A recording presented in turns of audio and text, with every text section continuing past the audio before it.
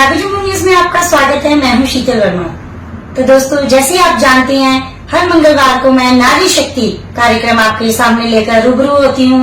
और ऐसे ही आज मेरे साथ एक नारी शक्ति हैं जिन्होंने अपना नाम देश विदेश में बहुत ज्यादा फैलाया हुआ है, और वो है मिसेज गुरविंदर कौर जी। मैम, स्वागत है आपका हमारे इस चैनल में। Thank you ma'am, thank you so much. जागो जम्मू की पूरी न्यूज जो भी हमारी टीम है, मेरी तरफ से बहुत बहुत स्वागत है आप लोगों का। आप इतने बिजी शेड्यूल से आज यहाँ पे टाइम निकाल के आए। Thank you so much ma'am. मैं चाहूंगी हमारे दर्शकों को आप ये बताएं कि आपका बर्थ प्लेस कहाँ का है। और सबसे पहले तो मैं आपको कंग्रेचुलेट करूंगी, आपने इतने प्यारे प्यारे जो है फेस्टिवल्स करवाए हैं, तो उसके बारे में हम आगे बात करेंगे। तो सबसे पहले आप बताएं आपका जन्म प्लेस कहाँ का है, और आपने जो अपना स्कूल कॉलेज किया वो कहाँ से किया। जन्म प्लेस में मैं जम्मू से ही हूँ। एक्चुअली जो मेरे फादर थे वो हम रिफ्यूजी हैं, तो पुंछी जो मतलब रिफ्यूजी जो पुंछ जैसे जो कम्युनिटी होती है, पुंछी कम्युनिटी, उनसे बिलोंग करते हैं। तो जम्मू से ही हूँ मैं। यहाँ पे बोर कैंप में मेरा जन्म प्लेस है, और शादी मेरी गाड़ीगढ़ में हुई है। तो एट प्रेजेंट मैं गाड़ीगढ़ रह रही हूँ। तो आपने अपनी स्कूलिंग जो है और उसके बाद जो कॉलेज वगैरह किया वो कहाँ से किया। मेरी जो स्कूलिंग थी वो अलग अलग स्कूल से हुई बचपन से, कभी प्राइवेट स्कूल कभी government school. Then women college में भी मेरा एडमिशन हुआ था, बट मेरा वहाँ मन नहीं लगा क्योंकि मेरे को था म्यूजिक वाली साइड ज्यादा। तो वहाँ पे मुझे किसी ने सजेस्ट किया कि म्यूजिक एंड फाइन आर्ट्स में आप ट्राई करो। तो फिर मैं म्यूजिक एंड फाइन आर्ट्स में गई, वहाँ पे मैंने 5 ईयर डिग्री की कथक में। देन उसके बाद फिर मैंने चंडीगढ़ से MA की है। बहुत बढ़िया। सबसे पहले मैं ये जानना चाहूंगी आपको ये जो शौक पड़ा ये कब पड़ा। और माना एक सब्जेक्ट भी होता था हमारे टाइम पे, जैसे 11th में आ गए तो म्यूजिक एक सब्जेक्ट रहता था, मगर आपने कथक भी जैसे बताया कि मैंने कथक भी ज्वाइन किया, तो इसमें सबसे ज्यादा इंटरेस्ट कब पड़ा और आपने अपने प्लेटफॉर्म पर स्टार्ट कहाँ से किया। एक्चुअली जब मैंने शासनगर हाई सेकेंडरी में 11th में एडमिशन लिया तो मेरा सब्जेक्ट जो कॉम्बिनेशन था उसमें म्यूजिक सब्जेक्ट था। तो मुझे शौक भी था तब थोड़ा गाने का। तो फिर मैंने कहा चलो ट्राई करते हैं। जब मैंने ऑडिशंस दिया तो वहाँ पे इंटरव्यू होता है पहले कि आपकी आवाज अच्छी है, आप गा सकते हो या नहीं। तो मैम ने कहा कि नहीं, तुम गा सकती हो। थोड़ी भारी आवाज थी, बट उन्होंने कहा कि गा सकती हो। बट मेरे गले में थोड़ी सी प्रॉब्लम हो गई थी, टॉन्सिस प्रॉब्लम थी। डॉक्टर ने मुझे गाने के लिए मना किया था। देन फिर मैंने सितार में एडमिशन ले ली। फिर उसके बाद 2 साल सितार प्ले की, मुझे थोड़ा इंटरेस्ट बनने लगा म्यूजिक की तरफ। देन फिर जब मैं कॉलेज में आई तो वही वुमेन कॉलेज में मुझे कुछ अच्छा नहीं लगा था, वहां का कुछ समझ ही नहीं आ रहा था। एक क्लास कहीं लग रही है, दूसरी कहीं लग रही है, तो पूरा दिन भागते ही रहते थे। देन फिर म्यूजिक वाली साइड में मेरा ज्यादा इंटरेस्ट था, तो मुझे किसी ने बोला कि तुम म्यूजिक एंड फाइन आर्ट्स में जाओ। जब मैं वहां पे गई तो जब मैं एडमिशन लेने के लिए ऊपर गई सितार में, मैंने देखा कि घुंघरू की आवाज आ रही है। फिर मेरे को लगा नहीं, मुझे इधर ही जाना है। जो घुंघरू की आवाज ने अट्रैक्ट किया, मैंने कहा नहीं, मेरे को सितार नहीं प्ले करूंगी, मैं अपने कथक में ही ट्राई करती हूँ। जब मैं कथक में गई तो आगे सीनियर सारे परफॉर्म कर रहे थे, तो काफी अच्छा लगा मुझे। फिर मैंने बात की ऐसे कि मेरे को एडमिशन कथक में लेनी है। उन्होंने कहा कि अगर आप सितार में लेते हो तो आपकी डिग्री 4 साल की होगी, क्योंकि आप ऑलरेडी 2 साल सितार करके आए हो।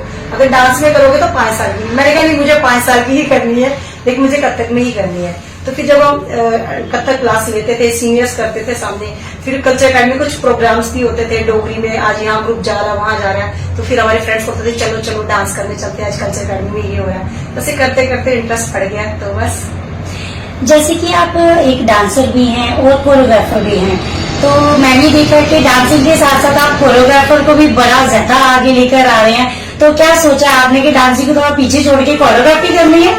नहीं, अभी देखो एक टाइम होता है जब आप एक परफॉर्मर होते हो, उसके टाइम फिर आप कोरियोग्राफर बन जाते हो, बच्चे आ जाते हैं आपके पास। तो बट मैंने एज ए परफॉर्मर में अभी भी परफॉर्म करती हूँ। अभी बैसाखी फेस्टिवल में रिसेंटली मैंने सांबा में एक मेरी टीम का एक लड़का कम हो गया था, तो मैंने लड़का बन के भांगड़ा किया। तो मैं सोच रही हूँ कि कोरियोग्राफर बनना आसान है, मगर एक जो आप जो डांसर होते हो वो बने रहना बहुत मुश्किल है। परफॉर्मर बने रहना बहुत मुश्किल होता है, क्योंकि कोरियोग्राफी का आप ज्यादा से ज्यादा 5-10 दिन लोगे तो खत्म हो जाएगा, लेकिन परफॉर्मर को हमेशा एक्टिव रहना पड़ता है।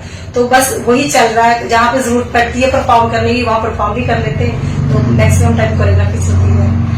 मैं जानना चाहूंगी और हमारे दर्शक भी ये जानना चाहेंगे, अपनी आपने लाइफ की जो शुरुआत की वो सबसे पहला प्लेटफॉर्म कौन सा था, और आप कहाँ कहाँ बाहर घूमने के लिए गए, और अपने इस फील्ड को अपनी एक ये जो एक नारी शक्ति का एक बढ़ावा है, क्योंकि मैंने देखा है कि नारी शक्ति जो एक ऐसी शक्ति है जो ढाल ठान लेती है कोई चीज करना तो वो कर दिखाती है, और आपने जो है वो कर दिखाया है, अपने साथ साथ अपने घर वालों का, पेरेंट्स का नाम रोशन किया है, और देश विदेश में भी आपका बहुत ज्यादा नाम है। तो आपने इस प्लेटफॉर्म को बढ़ाते हुए आपने क्या लाइफ में सोचा था, अपनी लाइफ को क्या एक सोच के आपने आगे बढ़ाया? सबसे पहला स्टार्ट वही कल्चरल एकेडमी की तरफ से रहा। रणधीर सर होते थे, तो सर कहीं ना वहाँ पे एक सूरज कुंड मेला लगता था हरियाणा में, कल्चरल एकेडमी का टूर होता था। तो सर ने बोला कि फाइन आर्ट्स की लड़कियां जो भी हैं सभी आओ सिलेक्शन के लिए। तो मैं भी चली गई, तो सर ने वहाँ पे देखा, सर कहते हैं आप सिलेक्टेड हो, आप प्रैक्टिस के लिए चले जाओ। सबसे पहले मुझे रणधीर सर ने स्टेज पे चढ़ाया है, तो मैं फिर हरियाणा गई थी कल्चरल एकेडमी की तरफ से। वहाँ पे हमने डोगरी डांस किया था, जागरना, और कश्मीरी डांस किया था, रूफ। तो बस वही दो किए। फिर थोड़ा सा एक इंटरेस्ट पैदा हुआ कि हाँ स्टेज के ऊपर से ऑडियंस कैसे दिखती है, वो मेरा फर्स्ट था जब मैं पहली बार स्टेज पे चढ़ी हूँ। तो उसके बाद फिर वही सफर स्टार्ट हुआ, फिर अपना खुद का इंस्टीट्यूशन खोल लिया मैंने, फिर बच्चे आ गए, फिर एसोसिएशंस ले ली, जैसे आपको बताइए डांस स्पोर्ट्स काउंसिल JNK वो मेरे पास है, उसका परफॉर्मिंग आर्ट एसोसिएशन वो भी जम्मू में उसकी इंचार्ज में हूँ। तो उसके द्वारा हम लोग अभी इस टाइम पे हम लोग वेस्ट बंगाल, गोवा, मुंबई, गुजरात, राजस्थान, चंडीगढ़ और 3-4 बार नेपाल भी होके आ चुके हैं। वाह, बहुत जगह आप घूमाए, हमें तो मौका नहीं मिलता, आप तो पूरी दुनिया की सैर कर रहा है। तो नारी शक्ति एक ऐसी शक्ति होती है जो देश विदेश में अपना नाम रोशन करती है, मगर कुछ ऐसी लेडीज होती हैं जो कहीं ना कहीं दबी रहती हैं, अपने हुनर को सामने नहीं लाती हैं। तो मैं चाहूंगी, अब मेरे चैनल के माध्यम से मैं हर बार यही कहती हूँ कि जो लेडीज अपने हुनर को सामने नहीं ला सकती हैं या थोड़ा सा डरती हैं, तो वो अपने हुनर को सामने लाएं। स्क्रीन पर मेरा नंबर जो है वो फ्लक्चुएट होता रहता है, आप मेरे नंबर पे कॉल करके अपना जो हुनर है वो सामने लाएं, मुझे कॉन्टेक्ट कर सकते हैं। मैं आपका भी इंटरव्यू अपने चैनल के माध्यम से सामने रखूंगी, और देश विदेश में आपका क्या हुनर है वो सारी जगह फैलाऊंगी। तो मिलते हैं एक छोटी सी ब्रेक के बाद। कुदरती जड़ी बूटियों से बने अनमोल उपहार आईलाइन के उत्पादों को रखे हमेशा याद। Welcome back. तो गुरविंदर मैम, सबसे पहले अब ये जानना चाहूंगी मैं, आपकी फैमिली में कौन कौन है? मेरी फैमिली बहुत छोटी सी फैमिली है। मेरे फादर इन घर में, मेरे हस्बैंड और मेरा बेटा। तो ये तो आपने ये जो प्लेटफॉर्म जो हासिल किया हुआ है, बहुत ही अच्छा प्लेटफॉर्म है। तो आपने अपनी फैमिली के साथ किस तरह से इसको मैनेज किया, अपने बच्चे को संभालना, अपनी फैमिली को लुक आफ्टर करना, तो किस तरीके से मैनेज करते थे? देखो, फैमिली के लिए टाइम तो सबसे पहले बहुत जरूरी है। पहले मैं वही इवेंट करती थी जो मेरे खाली टाइम में होते थे, क्योंकि मेरी फर्स्ट प्रेफरेंस मेरी फैमिली थी। बेटा भी छोटा था, जब बेटा छोटा था मैं तब कोई कुछ भी नहीं करती थी, क्योंकि मुझे लगता था उसको सबसे ज्यादा जरूरत मेरी है। उसके बाद जब बेटा 2-2.5 साल का हुआ, जब स्कूल जाने लगा, देन मैंने स्कूल में टीचिंग की जॉब की, एयरफोर्स स्कूल में मैं टीचर थी। तो उसके बाद जो खाली टाइम होता था मैं उसको करती थी, बट विदाउट फैमिली सपोर्ट आप कुछ भी नहीं कर सकते हैं। तो इस मेरे फादर बहुत सपोर्टिव है, मेरे हस्बैंड बहुत सपोर्टिव है, हर जगह साथ देते हैं। मेरा बेटा इवन की वो बहुत सपोर्टिव है। केवल मैं इसको बोलती बेटा आपके एग्जाम में मेरा टूर है, कहता मम्मा आप जाओ मैं मैनेज कर लूंगा। तो बिना फैमिली सपोर्ट के बहुत मुश्किल होता है, तो फैमिली की सपोर्ट की वजह से ही मैं कर पाई हूँ।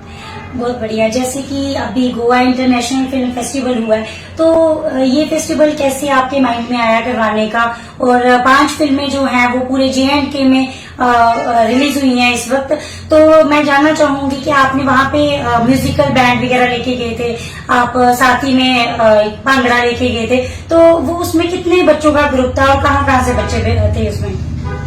ये जो गोवा इंटरनेशनल फिल्म फेस्टिवल है, ये यूनिवर्सल फिल्म मेकर उन्होंने किया था वहाँ पे गोवा में। तो इसमें हमारे जम्मू से काफी नॉमिनेशंस थे मूवीज, जिसमें से 5 मूवीज का अवार्ड भी मिला है। साथ ही साथ शो का जो कल्चरल पार्ट था वो हरमन डांस इंस्टीट्यूट, मेरे इंस्टीट्यूट को मिला हुआ था, जिसमें मैं अपना हरमन कल्चरल म्यूजिकल बैंड लेके गई थी। साथ में अपना हरमन भांगड़ा ग्रुप जो हमारा सीनियर ग्रुप है, मैं उनको लेके गई थी। तो नेक्स्ट जो है वहाँ पे काफी लोगों ने सराहना की है हमारे काम को। और वहीं पे जो यूनिवर्सल फिल्म मेकर के जो प्रेसिडेंट थे M.A. मुम्मी गट्टी सर, उन्होंने मुझे अप्रोच की है कि नेक्स्ट जो फिल्म फेस्टिवल है वो मैं जम्मू कश्मीर में करूँ। बहुत बढ़िया मैम, बहुत ही अच्छा लगा सुन के कि आप इतना अच्छा प्लेटफॉर्म जो है खुद तो आपने किया ही किया, साथ ही में बच्चों को भी बहुत अच्छे से आप आगे लेकर आ रही हैं। तो इसके बाद और आपने करने का क्या सोचा है? क्या जम्मू में भी कोई फेस्टिवल करवाने जा रहे हैं? जी हाँ, वही जिसकी मैं बात कर रही थी कि अब यूनिवर्सल फिल्म मेकर और हरमन कल्चरल सोसाइटी जो है वो जॉइंटली प्रेजेंट कर रहा है फिल्म फेस्टिवल जम्मू कश्मीर। तो उसी से रिलेटेड कल मेरी मीटिंग है, तो बहुत ही जल्दी आपको वेन्यू और डेट दोनों ही पता चल जाएंगे। जिन बच्चों को आप लेकर गए थे बाहर, वो कितने बच्चों का ग्रुप था और कौन कौन सी जगह से आए थे वो बच्चे? हाँ, ये बच्चे जो तो भांगड़ा ग्रुप था वो मेरे अपने ही इंस्टीट्यूट के बच्चे थे जो काफी 5-6 सालों से मेरे साथ ही काम कर रहे हैं, सीख भी रहे हैं और सिखा भी रहे हैं। तो वो थे बच्चे, 6 बच्चे थे वो। तो उसके अलावा जो मेरा बैंड है वो मेरा रिसेंटली अभी 4 मंथ पहले मेरा बैंड जो है वो बना था। उस बैंड के जो बच्चे वो अलग अलग डिस्ट्रिक्ट के थे। मैं सोशल मीडिया फेसबुक में देखती रहती थी, मुझे टैग करते थे पेज पे।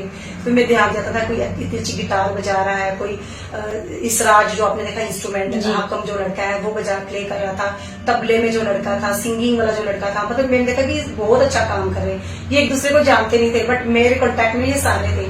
फिर मैंने सबको कांटेक्ट किया, अपने पास बुलाया यहाँ पे। फिर हम लोगों ने डिसाइड किया कि हम लोग एक बैंड बनाएंगे जो कि जम्मू कश्मीर के साथ साथ इंडिया को भी रिप्रेजेंट करेगा। और सबसे अच्छी बात यह है कि वो बैंड अभी फिल्म फेस्टिवल में पार्टिसिपेट करके आया और बहुत ही जल्दी वो इंटरनेशनल लेवल पे काठमांडू जा रहा है। Wow, great. तो मैम ये जानना चाहेंगे हमारे दर्शक, आप जिस टाइम यहाँ से होके बाहर गए हैं तो वहाँ का एटमॉस्फेयर कैसा लगा आपको, और यहाँ की और वहाँ की लैंग्वेज में क्या फर्क लगा, कुछ डिफरेंस वगैरह? लैंग्वेज डिफरेंस तो बहुत ज्यादा है उनकी। अगर वो इंग्लिश भी बोलते हैं, उनका इंग्लिश का एसेंट भी एकदम डिफरेंट है। तो लैंग्वेज प्रॉब्लम तो आती है बट मेरे को काफी टाइम हो गया गोवा, मेरा एक साल में 3-4 चक्कर तो ऐसे ही लग जाते हैं। तो उस वजह से मेरा काफी बॉन्ड है, 5-6 साल से इंटरेक्शन। वो लोग, मुझे इतनी दिक्कत नहीं आई बट बच्चों को आई है वहाँ पे, लैंग्वेज प्रॉब्लम तो आई है, उन लोगों को भी आती है हमारी। तो बाकी तो अच्छा, वो लोग खुश होते हैं हमें देखे कि जम्मू कश्मीर से लोग आए हुए हैं। तो वो हमारे जो सरदार बच्चे गए थे उनकी टर्बन देख के बड़े इम्प्रेस हुए कि मतलब यहाँ पे सिख बच्चे भी यहाँ पे आए हैं। तो काफी अच्छा था। वो सिद्धू मूसे वाले के बहुत बड़े फैन थे, हमें वो डिमांड कर रहे थे कि मूसे वाले के सॉन्ग सुनाओ, बच्चों को बोल रहे थे। तो काफी अच्छा लगता है कि अपनापन लगता नहीं है कि हम जम्मू से बाहर हैं। तो बच्चों के साथ किस तरीके का एक्सपीरियंस रहा आपका, और ये कौन सा वाला टूर था आपका, कितने साल हो गए? बहुत सारे क्वेश्चंस हैं मगर मुझे समझ नहीं आ रही। इतनी प्यारी मेरे लिए तो सेलिब्रिटी है जो सामने बैठी हुई है, नारी शक्ति। तो मुझे समझ नहीं आ रहा कितने सवाल कितनी जल्दी जल्दी पूछ लो क्योंकि समय बड़ा कम है। तो बच्चों को आपने बहुत अच्छा प्लेटफॉर्म दिया है। एक छोटा सा सवाल, जिस तरीके से देखा जा रहा है इस वक्त जनरेशन जो है वो बिल्कुल गलत रास्ते पे जा रही है, ड्रग्स में घुसती गई चली जा रही है। कुछ पेरेंट्स जो हैं बच्चों को इतना फोर्स करते हैं, बच्चे ये नंबर आने चाहिए, पोजीशन आनी चाहिए, उसका ये आ गया, तुम्हारा ये नहीं है। उसका एंड जो रिजल्ट होता है वो ये होता है बच्चा पास हो जाता है, उनके लिए पास होना ही बहुत बड़ी बात होती है, मगर पेरेंट्स उन्हें फोर्स करते हैं कि ये नहीं आया, वो नहीं आया, फिर एंड जो उनका रिजल्ट आता है वो सुसाइड होता है। क्या कहेंगे इस बारे में? इससे मैं समझूंगी कि बच्चों से ज्यादा पेरेंट्स की गलती है। पेरेंट्स अगर बच्चों को प्रॉपर टाइम दे रहा है, क्योंकि जो टीन एज मैक्सिमम आपने देखा सुसाइड केस टीन एजेस के होते हैं, क्योंकि एक तो उनकी बॉडी के साथ भी चेंजेस हो रही होती है, उनकी डेवलपमेंट हो रही होती है, उनको खुद समझ आता है हमारे साथ क्या हो रहा है। उस टाइम पे बच्चे का जो सबसे क्लोज फ्रेंड होगा ना वही उसके लिए सब कुछ होगा। अगर वो उसको बोलेगा दीना तो बच्चा कहेगा दीना। तो उस टाइम पे पेरेंट्स से रिक्वेस्ट है कि आप उस टाइम पे अपने बच्चे के फ्रेंड बनो, क्योंकि जब तक आप अपने बच्चे को कॉन्फिडेंस में नहीं लोगे बच्चा आपसे कुछ भी डिस्कस नहीं करेगा। मेरा खुद 17 ईयर का बेटा है जो अभी 10th पास आउट हुआ है। तो मैंने उसको बोला था डांस के लिए, कहता मम्मा मुझे इंटरेस्ट नहीं है, तो मैंने उसको फोर्स नहीं किया क्योंकि मुझे देखना कि उसका इंटरेस्ट किसमें है। उसका आर्ट एंड क्राफ्ट में था, वो करता है, आर्ट एंड क्राफ्ट करता है, मैं उसको मना नहीं करती, सपोर्ट करती हूँ। स्टडी में भी वो ठीक है, मैं इसको फोर्स नहीं करती भी इतना ही आने चाहिए। मतलब कि बच्चा, हर एक बच्चे की अपनी कैपेबिलिटी होती है, आपको उसको फोर्स नहीं करना कि यही होना चाहिए, यही। मैं पेरेंट्स से यही रिक्वेस्ट करूंगी अपने बच्चों के मम्मी पापा नहीं उनके फ्रेंड बनो। जब तक आप उनके फ्रेंड नहीं बनोगे वो अपने दिल की बात आपको नहीं कह पाएंगे, क्योंकि इस टाइम पे इस एज में सबसे क्रिटिकल एज यही होती है, क्योंकि बच्चा इसी टाइम में ग्रोथ कर रहा होता है। सो उसका पीयर प्रेशर बहुत ज्यादा होता है, फ्रेंड सर्कल बहुत ज्यादा होता है। कोई फ्रेंड उसको कुछ बोलता है, कोई वो खुद डिस्टर्ब होता है कि मेरे लिए क्या सही है क्या गलत है। अगर पेरेंट्स उसको लगेगा मेरे पेरेंट्स ही मेरा सब कुछ है तो कभी भी गलत संगति में नहीं जाएगा, ना ही कभी कोई गलत एक्शन उठाएगा। बहुत बढ़िया सलाह एक मैसेज दिया मैम ने। मैं भी अपने चैनल के माध्यम से यही कहना चाहूंगी कि बच्चों को पढ़ाई से ज्यादा एक्टिविटीज में डालें, जैसे डांसिंग आ गया, आपका क्राफ्ट एक्टिविटी आ गया, या कुछ भी आ गया जो बच्चे का शौक है। पढ़ाई में इतना ज्यादा बच्चे को घुसा के क्या कर देंगे। वैसे भी ये नहीं है कि बच्चे को पढ़ाना नहीं है, पढ़ाइए बच्चे को, मगर उसके शौक के साथ बच्चे को क्या इंटरेस्ट है। क्योंकि देखिए बचपन से लेके बड़े होने तक बच्चे को बहुत ज्यादा सपोर्ट किया जाता है, पढ़ाया जाता है, एंड में क्या रिजल्ट मिलता है जब बच्चे पे आप उस टाइम पे प्रेशर डाल दिए। बचपन से बड़े होने तक बच्चे को प्यार दिया जाता है, एक एहसास करवाया जाता है कि बच्चे आपको ये चीज चाहिए, एक टॉफी भी बच्चा मांगता है, वो जरा सा रोता है, पेरेंट्स कहते हैं ये रो रहा है आप ये लीजिए, मगर एट द टाइम जिस टाइम बच्चे को एक स्पेशल सपोर्ट की जरूरत होती है, उस टाइम आप सपोर्ट नहीं देते। इस साल अगर आप बात करें एक कैटेगरी की के जो बहुत ही ज्यादा देखी जा रही है, जानीपुर की बात कर ले, आप कितनी जगह के, हैदराबाद कर ले, बिहार की बात कर ले, कितने सारे ऐसे स्टूडेंट्स हैं जो अभी पास हुए ना कि फेल हुए, फिर भी उन्होंने पेरेंट्स के बातों में आके, थोड़ा उनके प्रेशर में आके सुसाइड कर लिया। तो ऐसा चीज नहीं करें, अपनी लाइफ को आगे बढ़ाएं। और स्टूडेंट से भी यही रिक्वेस्ट है कि पढ़ाई में नंबर कमाना या फेल हो जाना उनके लिए नेक्स्ट प्लेटफॉर्म है। आप डांसिंग में आए, कुछ और करें, मगर जिंदगी खत्म करना ये बहुत बड़ा भाव है। तो नारी शक्ति के कार्यक्रम में हमारे साथ इस वक्त हैं गुरविंदर मैम। मैम, और क्या अपनी लाइफ में के बारे में बताएंगे, क्या आपकी हॉबीज है? मेरी हॉबीज में खुद भी आर्ट एंड क्राफ्ट में इंटरेस्ट रखती हूँ, साथ में स्पोर्ट्स का भी रखती हूँ, और डांस तो है ही है। तो बस यही है। बाकी बच्चों के साथ टाइम स्पेंड करना मुझे बहुत अच्छा लगता है, और एनिमल्स के साथ। लास्ट में क्या एक मैसेज देंगे हमारे दर्शकों को? मैं वैसे तो मेरा बनता नहीं किसी को मैसेज देना, क्योंकि बहुत ही जीनियस लोग हैं जम्मू में, बहुत ही बड़े बड़े लोग हैं जिनसे हमें कुछ सीखने को मिलता है। बट एज ए लेडी मैं यही बोलूंगी कि मैं चाहती हूँ आप घर से निकलो, मगर पहले घर वालों को भी देखो, क्योंकि अगर फैमिली का सपोर्ट नहीं है तो एक ना एक दिन आप अकेले पड़ जाओगे। अगर फैमिली का सपोर्ट है तो आपको डरने की जरूरत नहीं है। अपने फैमिली को मनाओ, अपने तरीके से मनाओ, उनका बेनिफिट भी देखो, अपने साथ साथ उनको भी देखो कि ऐसा कुछ ना करो जो उनको बुरा लग जाए। अगर उन्होंने आपको आजादी दी है बाहर निकलने की, तो उनके मान सम्मान का भी आप ध्यान रखें। बहुत ही प्यारा मैसेज दिया मैम ने। तो मैं एक बार फिर यही कहूंगी कि नारी शक्ति के इस कार्यक्रम में जो लेडीज शर्माती हैं, जो लेडीज अपना हुनर सामने नहीं ला सक रही हैं, तो स्क्रीन पर मेरा नंबर जो है वो सर्कुलेट हो रहा है, आप मेरे नंबर पे कॉल करें और मुझे आप बता सकते हैं अपना हुनर। मैं अपने चैनल के माध्यम से आपका हुनर सामने रखूंगी। तो नेक्स्ट एक नारी शक्ति के कार्यक्रम में फिर जुड़ूंगी। नमस्कार। कुदरती जड़ी बूटियों से बने अनमोल उपहार आयु लाइन के उत्पादों को रखे हमेशा याद।